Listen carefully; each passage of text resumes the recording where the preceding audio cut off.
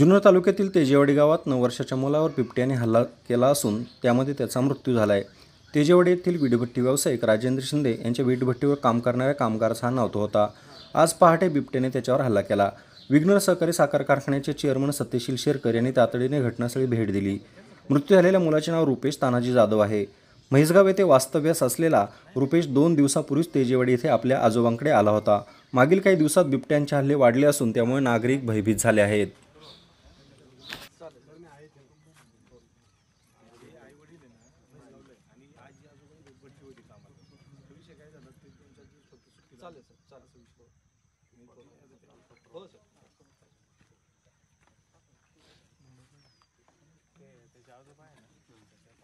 Police स्टेशनला घेऊ तोपर्यंत त्याची बॉडी हॉस्पिटलला जाईल, तिथे इन्क्वेस्ट चालू करेल।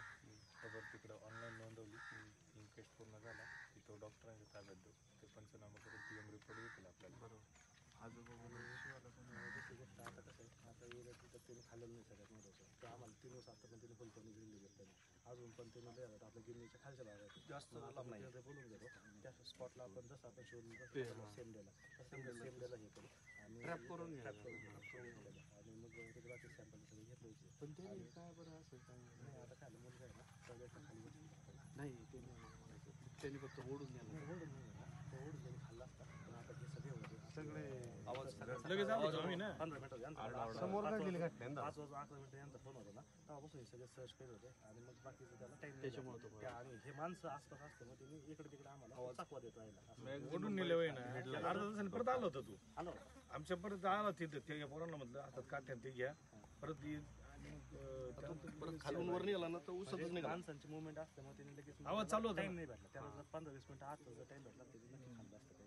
आता पळालं ना तिथून जागा सोडून सगळी इंजुरी डोक्याला असते ना डोक्याला ओढत नाही ना फक्त आता पहाटे आम्ही त्या सगळीने पण गेलो होतो पण रक्ताची टाक दिसत नाही त्या टाइमला अंधार असल्यामुळे पायपालाच एका ठिकाणी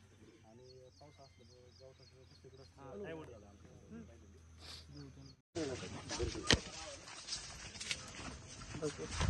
बस सारखं नको करू